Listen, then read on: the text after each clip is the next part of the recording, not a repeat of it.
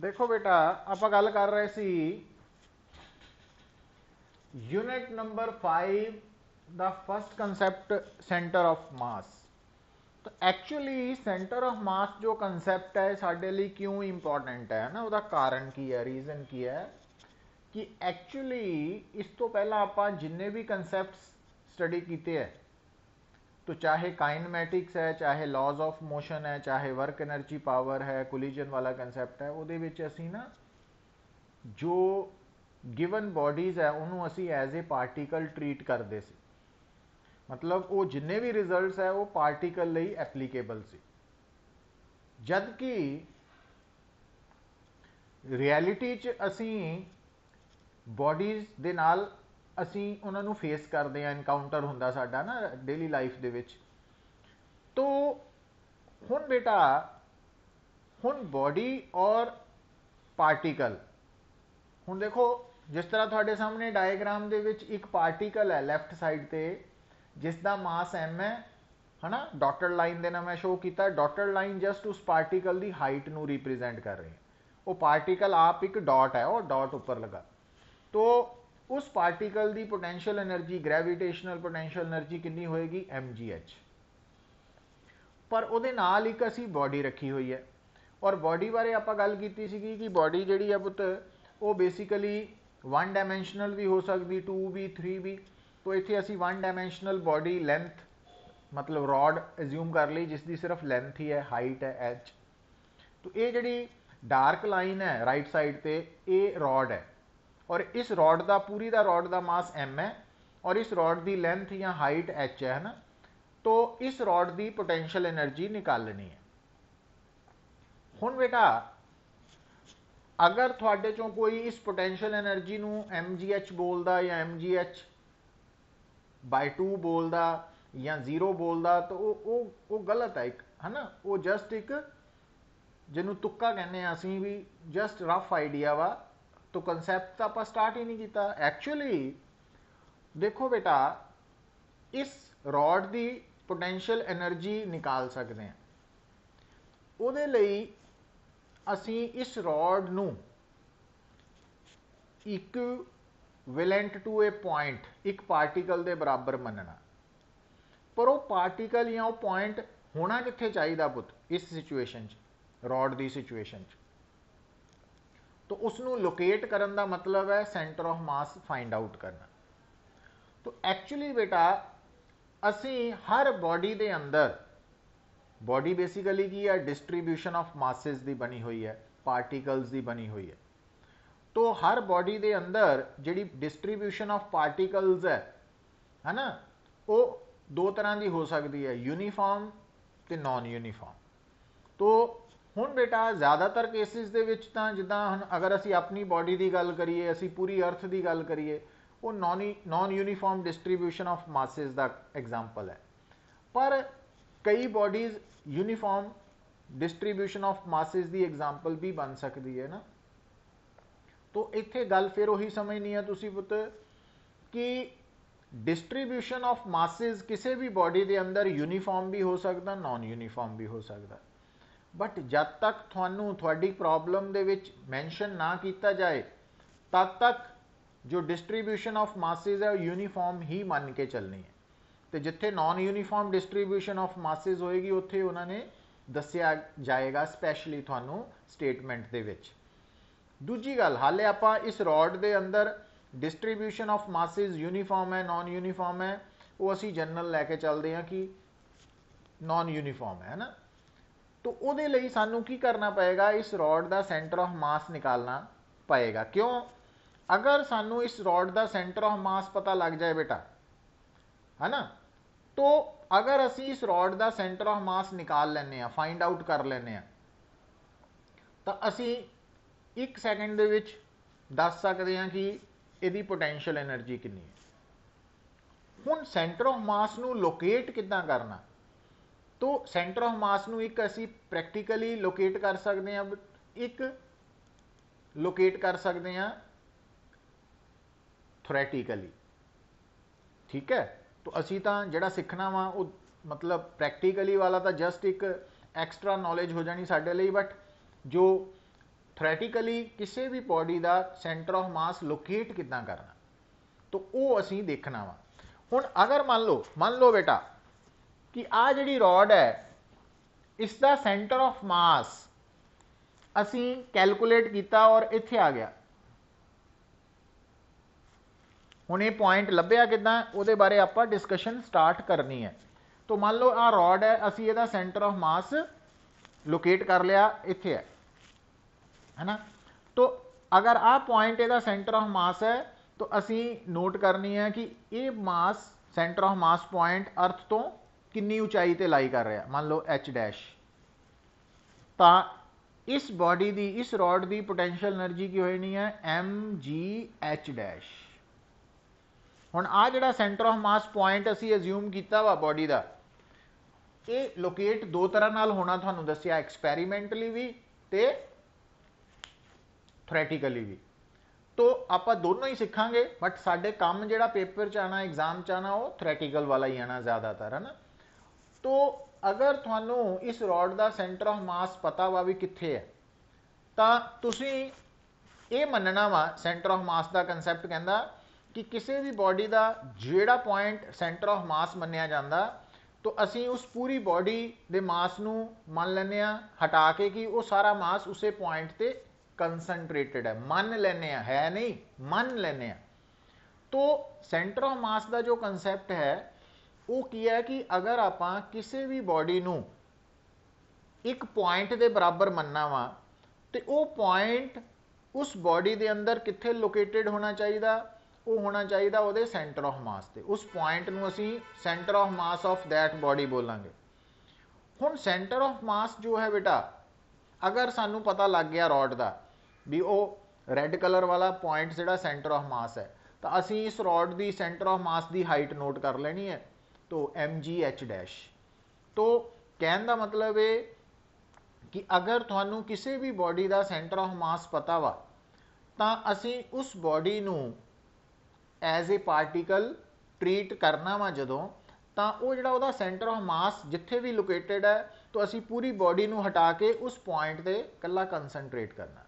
हुण वो पॉइंट होएगा कित्थे, उहदे लई तुहानू मैं दस्सिया कि वो एक्सपैरीमेंटली भी निकाल सकते हैं। हुण जिद्दां रॉड है, वन डायमेंशनल केस है ना, इहदा सेंटर ऑफ मास निकालना चाहते हैं, तो उहदा तरीका तुसी की अडॉप्ट कर सकते हैं बेटा, कि तुसी की करो, हुण जिद्दां आ पेन है ना, हुण आ जिहड़ा पेन है पुत्त, हुण देखो, हुण आ एक पतली जी वैज कह लो, है ना, ये उपर मैं पेन नूं इदां इदां टिकाता है ना। हुण ये पेन एक साइड नूं झुकेगा, है ना, डिग पैना। हुण अगर मैं इस पेन नूं इदां सैट करा, इहदी पोजीशन लोकेशन कि ये पेन इहदे उपर बैलेंसड रहे, मतलब जे ज़्यादा इधर साइड नूं है ना, तो डिग पैना वा, इदां वा डिग पैना। बट मैं इस पेन के अंदर एक इदां दी लोकेशन प्रैक्टिस तो सैट कर सकदा कि जिथे ये पेन इस शार्प एज के उपर बैलेंसड हो जाएगा। तो वो जिहड़ा शार्प एज है वो इस पेन का की रिप्रेजेंट करेगा, सेंटर ऑफ मास नूं, है ना, क्योंकि ये पेन थोड़ा मोटा वा पुत, ये वन डायमेंशनल नहीं है। बट जे पेन बहुत बरीक वायर है, तो असी उस वायर नूं शार्प एज के उपर बैलेंस करके, है ना, भी वो एक साइड नूं गिरे ना, तो उन्होंने बैलेंस करके जिस पॉइंट पर वो बैलेंस हो रही है, वो उहदा सेंटर ऑफ मास है, वो असी लोकेट कर सकते हैं वन डायमेंशनल केस। पर अगर मान लो थोड़े सामने है टू डायमेंशनल केस पुत, तो फिर तुसी सेंटर ऑफ मास किद्दां लोकेट कर सकते हैं। हुण आ देखो, हुण जिद्दां आ शीट है, तो इहदा सेंटर ऑफ मास लोकेट करने लई तुसी की करना, इहनूं एक जगह तो जिथों मर्जी लटका देना, लटक गई। हुण जदों ये लटक गई है ना, इहनूं रेस्ट ते आन देना पुत। रेस्ट ते आने तो बाद तुसी की करना, हुण जिद्दां इदां लटक गई है ना, इत्थों लटकाती, तो इत्थे तुसी एक वर्टिकल लाइन ड्रॉ कर देनी, वर्टिकल लाइन। हुण हाथ मेरा साफ आ इदां मैं कर देना, ये मान लो आ है इदां लटकाई पुत, तो आ आपां इत्थों एक वर्टिकल लाइन ड्रॉ करती इदां, है ना। उस तो बाद की करना, उस तो बाद इनू होर दूजे किसी पॉइंट तो भी लटका लो, इथों जिथों मर्जी इथों लटकाता। हुण इन्हें फिर जो सैट हो गई रैसट ते तो जिहड़ा पॉइंट ऑफ सस्पेंशन है उत्थों फिर एक वर्टिकल लाइन ड्रॉ कर लो पुत। तो जिथे दो लाइनस आपस च इंटरसैक्ट कर रही वा तो यह सेंटर ऑफ मास है। तो कहने का मतलब ये कि असी इस तरह नाल सेंटर ऑफ मास लोकेट कर सकते हैं प्रैक्टिकली एक्सपैरीमेंटली, है ना। पर उहदे नालों हुण ज़्यादा जरूरत है सानू थ्योरैटिकल दी कि how to find the centre of mass. तो centre of mass actually concept जो है एक थ्योरैटिकल कंसैप्ट है, क्योंकि ये कंसैप्ट की हैल्प के नाल असी किसी भी बॉडी नू, बॉडी बेसिकली की है कलैक्शन ऑफ पॉइंट्स या कलैक्शन ऑफ पार्टिकल्स, तो असी किसी भी बॉडी नू सिंगल पॉइंट के बराबर एज्यूम कर सकते हैं। बट वो पॉइंट है कित्थे है, तो वो ये नहीं है भी बॉडी के अंदर जिथे मर्जी पॉइंट मान लो ना, गलत हो जाएगा। तो उस पॉइंट नू लोकेट करने का मतलब है centre of mass find out करना उस बॉडी का। तो सेंटर ऑफ मास एक थ्योरैटिकल कंसैप्ट है जो कि किसी भी गिवन बॉडी नू पॉइंट के बराबर रिप्लेस करने च हैल्प करता वा। और वह कारण की है भी क्यों सानू किसी भी बॉडी नू पॉइंट के बराबर रिप्लेस करना पैंदा, क्योंकि ये जिन्ने भी कंसैप्ट्स है फिजिक्स के विच असी पढ़े हाले तक ये सारे पार्टिकल लिए एप्लीकेबल है, पॉइंट लिए एप्लीकेबल है। तो इस करके असी वो डायरैक्टली अप्लाई कर सकते हैं। मतलब ये इनीशियल स्टेज के लिए इनफॉर्मेशन बड़ी जरूरी है। और मज़ेदार गल बेटा की है, जिहड़ा सेंटर ऑफ मास पॉइंट है ना, हुण गल नूं कन्फ्यूज नहीं करना। सेंटर ऑफ मास एक थ्योरैटिकल कंसैप्ट है जो किसी भी बॉडी के अंदर वो पॉइंट है जिथे असी एज्यूम करते हैं कि उस बॉडी का पूरा टोटल मास कंसनट्रेटेड है। मान सकते हैं, मतलब वो जो असी बॉडी नूं हटा के उस पॉइंट ते सारा ध्यान कंसनट्रेट कर लिया तो वो पॉइंट का मास कितना लेना जिन्ना बॉडी का मास सी। तो हुण वो जिहड़ा पॉइंट है सेंटर ऑफ मास, तो एक तो ये वर्ड याद रखना, दूजा वर्ड ना तुसी जिहड़ा कन्फ्यूज करते हैं वो हुंदा geometrical centre of a body. Geometrical centre मतलब जो असी कहने हैं सर्कल का सेंटर, स्फीयर का सेंटर, तो वो ज्योमैट्रिकल सेंटर है पुत, ठीक है। तो ज्योमैट्रिकल सेंटर ते सेंटर ऑफ मास दो डिफरेंट कंसैप्ट्स है। पर हुण गल नूं सुनो, हुण अगर मान लो थोड़े सामने लिसन, अगर मान लो थोड़े सामने एक सर्कुलर रिंग है, सर्कुलर रिंग, हुण अगर ये सर्कुलर रिंग है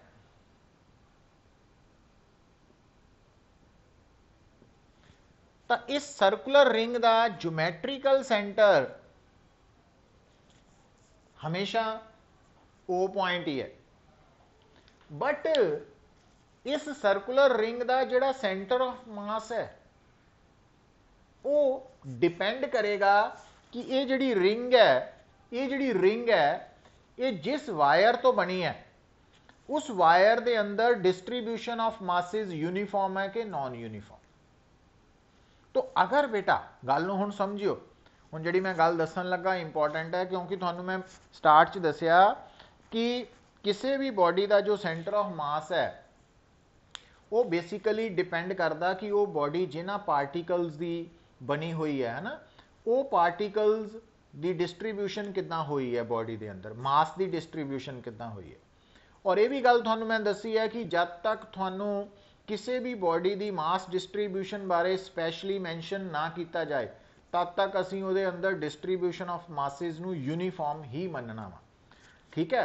और जदों बेटा जब तक बॉडी की डिस्ट्रीब्यूशन ऑफ मासिस यूनीफॉर्म है तो उस बॉडी का जो सेंटर ऑफ मास है ना वो उहदे ज्योमैट्रिकल सेंटर ते ही लाई करे। पर अगर distribution of masses non uniform है तो फिर centre of mass geometrical centre तो अलग हो सकता वा, डिफरेंट हो सकता। हुण देखो, हुण आ तुहाडे सामने सर्कुलर रिंग है, तो सर्कुलर रिंग का जो सेंटर है, जो आप ज्योमैट्री वर्ड बोलते सी सेंटर, वह मतलब ज्योमैट्रिकल सेंटर, वो हमेशा सर्कुलर रिंग का ओ पॉइंट ही है ना, सेंटर वाला। पर इस रिंग का सेंटर ऑफ मास कित्थे है, उहदे लई पहला तो सानू ये देखना पैना कि ये सर्कुलर रिंग जिस वायर की बनी है क्या उस वायर के अंदर डिस्ट्रीब्यूशन ऑफ मासिस यूनीफॉर्म है कि नहीं है। जे यूनीफॉर्म है तो फिर ये ओ पॉइंट ही सर्कुलर रिंग का सेंटर ऑफ मास है। पर अगर बेटा ये वायर, ये सर्कुलर रिंग जिस वायर की बनी है उस वायर के अंदर distribution of masses non uniform है, फिर इस सर्कुलर रिंग का सेंटर ऑफ मास ओ ते हो भी सकता वा, नहीं भी हो सकता। तो यदा मतलब हुण साडे सामने की आ गया बेटा कि किसी भी डिस्ट्रीब्यूशन ऑफ मास का जिहड़ा सेंटर ऑफ मास पॉइंट है वो उस डिस्ट्रीब्यूशन के ज्योमैट्रिकल सेंटर ते हो भी सकता वा, नहीं भी हो सकता। तो ये गल क्लीयर कर ली है। पर एक गल उहदे नाल असीं ये भी क्लीयर सैकेंड पॉइंट कर लिया, ये प्रूव भी करांगे आपां कि सैकेंड पॉइंट ये भी क्लीयर कर लिया कि जो डिस्ट्रीब्यूशन ऑफ मासिस है अगर यूनीफॉर्म है तो उस डिस्ट्रीब्यूशन ऑफ मासिस का सेंटर ऑफ मास उत्थे लोकेटेड होएगा जिथे उस डिस्ट्रीब्यूशन का ज्योमैट्रिकल सेंटर है। और तीसरी गल, अगर distribution of masses non uniform है तो फिर उस non uniform distribution of masses का centre of mass geometrical centre नाल कोइंसाइड कर भी सकता वा, नहीं भी कर सकता। फिर वो कैलकुलेट करके देखना पड़ेगा, है ना, थोरैटिकली। तो ये पॉइंट्स है जिहड़े कि तुहानू समझ आने चाहिए इनिशियली। पर हुण बेटा तुसीं एक वर्ड सुन चुके हैं सेंटर ऑफ मास, दूसरा वर्ड असी यूज कर लिया ज्योमैट्रिकल सेंटर, और तीसरा वर्ड जिहड़ा इत्थे तुसीं सुनना वा वो है centre of gravity. Centre of gravity. हुण सेंटर ऑफ ग्रेविटी का की मीनिंग है बेटा? सेंटर ऑफ ग्रेविटी जो टर्म है सेंटर ऑफ मास नालों अलग है। मास स्केलर क्वांटिटी है, ग्रेविटी फोर्स वेक्टर क्वांटिटी है। और जो ग्रेविटी है वो बराबर है किसी भी बॉडी ते लगन वाली ग्रेविटी फोर्स की रिप्रेजेंट करती है उस बॉडी का वेट। तो जिद्दां आपां सेंटर ऑफ मास बारे कहने हैं कि सेंटर ऑफ मास किसी भी बॉडी के अंदर वो पॉइंट है जिथे असी मन सकते हैं कि उस बॉडी का टोटल मास कंसनट्रेटेड है। तो उसी तरह नाल जिहड़ा सेंटर ऑफ ग्रेविटी है ना वो आपां कह सकते हैं कि बॉडी के अंदर वो पॉइंट है जिथे आपां मन सकते हैं कि पूरी बॉडी का वेट कंसनट्रेटेड है। हुण वेट और मास दो अलग चीज़ां वा ना, ये पता वा सानू, क्वांटिटीज़ है, मास स्केलर है, वेट फोर्स है, वेक्टर है। पर हुण एक नवी कन्फ्यूजन आ गई। हुण एक्चुअली बेटा हुंदा की है देखो, क्योंकि बार बार आपां गल उही करनी है इत्थे अज कि जिहड़ा कोई भी बॉडी है ना वो बेसिकली की है कलैक्शन ऑफ पार्टिकल्स। हुण हर जिहड़ी बॉडी है जिद्दां तुसीं भी हैं तो तुहाडे तुसी डिफरेंट पार्टिकल्स दे बने हुए, नंबर ऑफ पार्टिकल्स दे बने हुए हैं। तो थोड़े हर पार्टिकल दे ऊपर अर्थ फोर्स लगा रही है ना, ग्रेविटी फोर्स लगा रही है। हुण फोर्स हुंदी है बेटा gravity mg, mass of particle ते g जिस जगह ते वो पार्टिकल है उस जगह ते एक्सेलरेशन ड्यू टू ग्रेविटी दी वैल्यू। हुण गल नूं समझो कि जो एक्सेलरेशन ड्यू टू ग्रेविटी दी वैल्यू है ना वो डिफरेंट प्लेसिस ते डिफरेंट है, सेम नहीं है। तो वो लिए आपां नूं नैक्सट 6th यूनिट की वेट करनी पएगी जिहदे च सानूं ये दस्सिया जाएगा कि अगर असी अर्थ के सरफेस तो उपर नूं जाने हैं तो विद हाइट भी ग्रेविटी डिक्रीज करेगी, अगर आपां अर्थ के सेंटर वाल नूं जाने हैं तां भी ग्रेविटी डिक्रीज करेगी, अगर आपां इक्वेटर तो पोल वाल जाने हैं तां भी ग्रेविटी चेंज होएगी। तो हुण बेटा ये गल जिहड़ी है हाले आपां डिस्कस नहीं की, एक्सप्लेन नहीं की है ना, ये 6th यूनिट च आनी है। बट उहदे लई आपां नूं थोड़ा जिहा तैयार करना पैना माइंड च कि हुण तुहाडे जिद्दां आपां एक एग्जाम्पल लईए बेटा कि हुण जिद्दां तुसीं मान लो जमीन ते खड़े आ, बैठे आ, आपां खड़े दी मान लैंदे, तुसीं जमीन ते खड़े आ तां जिहड़े तुहाडे सिर दे बाल है, हुण बाल जिहड़े पार्टिकल्स दे बने हैं वो पार्टिकल्स तां जमीन तो ज़्यादा हाइट ते है तो थोड़े जिहड़े पैर है वो वाले पार्टिकल जमीन तो घट हाइट ते है ना। तो यदा मतलब जिहड़ी ग्रैविटी है, जे आपां एक्चुअली चलीए तो ग्रैविटी जिहड़े पैर है उत्थे घट होएगी जी की वैल्यू स्मॉल जी की, और जिहड़े सिर दे बाल है उत्थे है ना अलग होएगी, डिफरेंट होएगी ना दोनों पॉइंट्स से। पैरों कोल भी अलग है जमीन, क्योंकि हाइट च फर्क है। हुण पुत्तर इहदा मतलब भी थोड़ा जो तुसी बने हुए हैं, थोड़े हर पार्टिकल ते जिहड़ी दा वेट है एम जी, वो ਉਹਦੇ ਚ जी अलग अलग है। तो अगर जी अलग अलग है ना, तो यदा मतलब अगर असी थोड़े हर पार्टिकल की वेट नूं कंसीडर करके सेंटर ऑफ ग्रैविटी लभीए थ्योरैटिकली, तो वो पॉइंट जिहड़ा आएगा वो थोड़े सेंटर ऑफ मास तो अलग आएगा। तो सेंटर ऑफ मास हुंदा जिथे असी मानते हैं कि टोटल मास कंसनट्रेटेड है, और सेंटर ऑफ ग्रैविटी हुंदा बॉडी के अंदर वो पॉइंट जिथे वेट कंसनट्रेटेड है। हुण क्वेश्चन ये है कि क्या ये हमेशा सेंटर ऑफ मास ते सेंटर ऑफ ग्रैविटी अलग पॉइंट्स होंगे है बॉडी के अंदर, कि सेम भी हो सकते हैं, कोइंसाइड भी कर सकते। उसका आंसर है बेटा कि देखो हुण जिद्दां तुसीं है, हुण तुहाडी हाइट मान लो 5 फुट है 6 फुट है ना, तो हुण 5-6 फुट दे विच जिन्नी जगह ते तुसीं फैले हुए हैं, उस जगह के उपर हर पॉइंट ते स्मॉल जी की वैल्यू सेम ही है, कोई ज़्यादा फर्क नहीं लंबा चौड़ा, उस डिफरेंस नूं असीं इग्नोर कर सकते हैं। तो यदा मतलब जिहड़ी तुहाडी बॉडी है, तो उहदे अंदर हर पॉइंट ते स्मॉल जी की वैल्यू सेम है, यूनीफॉर्म ग्रैविटी डिस्ट्रीब्यूट हुई है। जिद्दां हुण तुहाडे घर की बिल्डिंग है, तो तुहाडे घर की बिल्डिंग भी की है 10 फुट होएगी, 20 फुट होगी, 30 फुट उच्ची होगी, 40 फुट होगा ना। तो ये 40 फुट 10 फुट 20 फुट 30 फुट ये कुछ भी नहीं है। तो इत्थे आपां की मान सकते हैं कि ग्रैविटी सेम ही है। तो ये जिहड़ियां छोटे साइज़ दीयां बॉडीज़ है, ठीक है, तो इन्हां दे अंदर ये जिन्नी जगह ते फैलियां हुईयां उन्हां दे अंदर हर पॉइंट ते एक्सलरेशन ड्यू टू ग्रैविटी की वैल्यू सेम होने करके असी कह दिंदे आ कि जिहड़ा ग्रैविटी फील्ड है वो यूनीफॉर्म है। तो यूनीफॉर्म ग्रैविटी फील्ड के अंदर अगर कोई बॉडी लाई कर रही है, तो उहदे हर पॉइंट ते क्योंकि स्मॉल जी सेम होनी है, तो उहदा सेंटर ऑफ मास ते सेंटर ऑफ ग्रैविटी हमेशा कोइंसाइड ही करने हैं, इक्को ही रहना वा। इस करके अगर सानू कोई पूछे कि परसन का सेंटर ऑफ मास ते सेंटर ऑफ ग्रैविटी हमेशा सेम है, जो बिल्डिंग है इहदा सेंटर ऑफ मास ते सेंटर ऑफ ग्रैविटी हमेशा सेम है, कोइंसाइड करनगे। पर अगर बेटा असी हुण कोई वो बॉडी नूं मनीए जिहदी एक्सटेंशन काफ़ी दूर तक फैली हुई है अर्थ के उपर, जिद्दां कि मान लो साडे सामने आ जाए हिमालय रेंज। हुण हिमालय रेंज मतलब हिमालय के पहाड़ जिहड़े आ कितनी दूर तक फैले हुए है, और हाइट भी 8-10 किलोमीटर हैगी है ना, माउंट एवरेस्ट भी।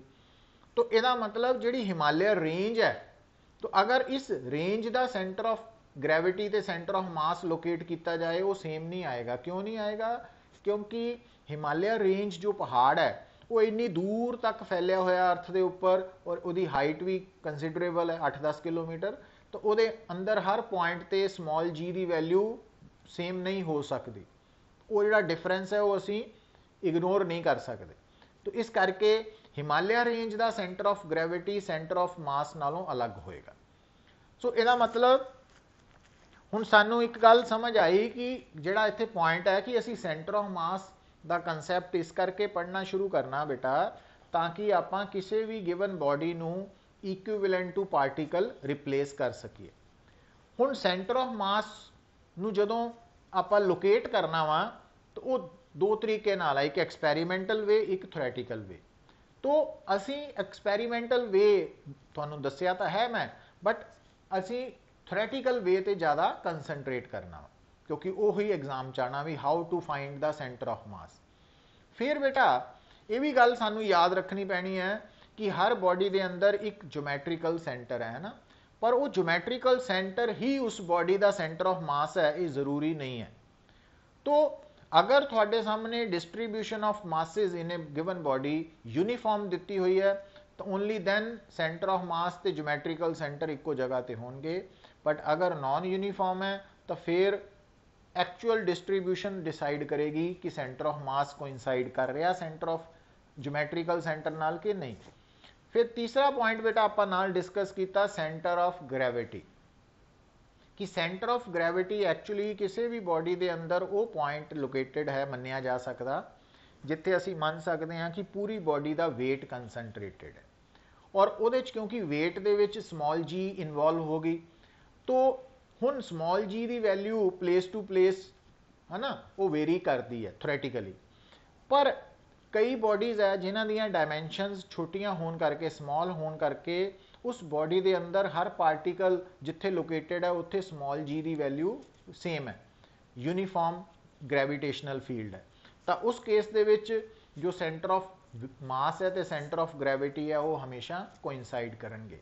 पर जिथे बॉडी की डायमेंशन काफ़ी लार्ज है और इन्नी एक्सटेंडेड है कि उस बॉडी के अंदर डिफरेंट पॉइंट्स ते स्मॉल जी की वैल्यू डिफरेंट है, तो उत्थे उस बॉडी का सेंटर ऑफ मास ते सेंटर ऑफ ग्रैविटी कोइंसाइड नहीं करनगे। ठीक है, तो ये पॉइंट्स है जिहड़े तुहानू समझ होनी चाहिए। हुण बेटा एक गल होर सेंटर ऑफ मास बारे देखो कि सेंटर ऑफ मास क्योंकि एक थ्योरैटिकल कंसैप्ट है जो सानू मतलब प्रॉब्लम्स नू सॉल्व ईजी वे सॉल्व करने लई हैल्प करता। तो ईजी वे कितना हैल्प करता देखो, हुण वो भी पहला एक पॉइंट देखो, हुण ध्यान दिओ बेटा, हुण आ जिहड़ा पार्टिकल है ਇਹਦਾ पोटेंशियल एनर्जी तो mgh है, एक स्टैप च आंसर आ गया। पर आ जिहड़ी रॉड है ਇਹਦੀ पोटेंशियल एनर्जी कढ़नी है, तो हुण तुहाडे कोल एक तरीका तो यह है कि तुसी इस रॉड के अंदर जिन्ने भी पार्टिकल्स है, जिन्ने पार्टिकल्स तो मिलकर रॉड बनी है, हर पार्टिकल का मास तो हर पार्टिकल की अर्थ तो हाइट नोट करो, तो हर पार्टिकल की पोटेंशियल एनर्जी mgh तो कढ़ते जाओ और उस तो बाद लास्ट से जाके ऐड कर लो, तो टोटल पोटेंशियल एनर्जी जो भी आएगी वो इस रॉड की पोटेंशियल एनर्जी आ जाएगी। पर एक बड़ा टीडीएस है ना अपना टास्क है, क्यों? क्योंकि टीडीएस बड़ा मुश्किल है, लेबोरियस भी है, लेबोरियस की इम्पॉसिबल है। क्यों? हुण देखो ना, अगर मान लो ये रॉड है तो रॉड के अंदर मान लो आप बहुत थोड़ा भी ले लीए तो मान लो 1 मोल ही है अमाउंट, तो 1 मोल का मतलब है 6.022 इंटू 10⁻23 मॉलिक्यूल्स। हुण 10⁻23 इंटू 6.022, तो इन्ने मॉलिक्यूल्स जिहड़े है ना, तो वो बारे असी सोच भी नहीं सकते, क्योंकि जिहड़ा एवरेज ह्यूमन बीइंग है वह लाइफ स्पैन सिर्फ हुंदा बेटा 10⁻9 सैकेंड, एवरेज 10⁻9 सैकेंड। इसका मतलब जे एक मॉलिक्यूल दे नाल 1 सैकेंड का भी टाइम कंज्यूम हो जाए तो यह मतलब तुसी अपनी पूरी जिंदगी बिना कोई होर काम किए जन्म तो लैके मरण तक सिर्फ 10⁻9 मॉलिक्यूल्स नाल ही डील कर पाओगे, है ना। तो जद कि 1 मोल च किन्ने मॉलिक्यूल सी 10⁻23 इंटू 6.022, तो यह मतलब किन्ने जन्म लैने पैने हैं इक्को रॉड के लिए कैलकुलेशन करने। पर वह सिंपल वे की है कि अगर सानू रॉड की सेंटर ऑफ मास की लोकेशन पता वा वो असी प्रैक्टिकली लभ सकते हैं, तो उतों 1 मिनट च पता लग जाना कि जो एच डैश है वो कितनी दूर है ना, तो उतों mgh डैश यूज़ कर लेनी। तो इस तरीके नाल जिहड़ा सेंटर ऑफ मास है वो सानू प्रॉब्लम्स नू ईजी करन च हैल्प करता वा। पर उस तो पहली गल एक होर भी याद रखनी बेटा कि जिहड़ा सेंटर ऑफ मास का कंसैप्ट है, क्योंकि ये थ्योरैटिकल कंसैप्ट है, हुण जिद्दां सर्कुलर रिंग है, सर्कुलर रिंग के केस दे विच बेटा जिहड़ा मास है वो सिर्फ इस सरकमफ्रेंस से ही है, अंदर सारा खाली है। पर अगर इस सर्कुलर रिंग जिस वायर तो बनी है, अगर उस वायर के अंदर डिस्ट्रीब्यूशन ऑफ मास यूनीफॉर्म है, तो इस सर्कुलर रिंग का सेंटर ऑफ मास कित्थे लोकेटेड होएगा? ज्योमैट्रिकल सेंटर ते। और ज्योमैट्रिकल सेंटर एक्चुअली प्रैक्टिकली तो उत्थे कोई मास ही नहीं एग्जिस्ट कर रहा, बट थ्योरैटिकली वही पॉइंट वह सेंटर ऑफ मास है। बीम जो सर्कुलर रिंग है वह सेंटर ऑफ मास कित्थे लोकेटेड है? ज्योमैट्रिकल सेंटर ते। अगर डिस्ट्रीब्यूशन ऑफ मासिस यूनीफॉर्म है तो यदा मतलब सेंटर ऑफ मास पॉइंट उत्थे भी आ सकता बॉडी के अंदर जिथे एक्चुअली बॉडी का कोई मास है ही नहीं, उत्थे भी लाई कर सकता वा ना। सो कहने का मतलब ये कि सेंटर ऑफ मास एक थ्योरैटिकल कंसैप्ट है जिसकी हैल्प के नाल असी ਮੁਸ਼ਕਿਲ ਪ੍ਰੋਬਲਮਸ ਨੂੰ ਵੀ ਈਜ਼ੀ ਵੇ 'ਚ ਸੋਲਵ ਕਰ ਸਕਦੇ ਹਾਂ। ਔਰ ਇਹ ਸੈਂਟਰ ਆਫ ਮਾਸ ਕੰਸੈਪਟ ਤੇ ਜੋ ਇਸ ਤੋਂ ਪਹਿਲਾਂ ਆਪਾਂ law of conservation of linear momentum, ਉਸ ਤੋਂ ਪਹਿਲਾਂ ਆਪਾਂ ਕੋਲੀਜਨ ਵਾਲੇ ਕੰਸੈਪਟਸ ਪੜ੍ਹੇ ਆ ਪੁੱਤ, ਇਹ ਅੰਡਰ ਵਨ ਟੌਪਿਕ ਡਿਸਕਸ ਹੋਣ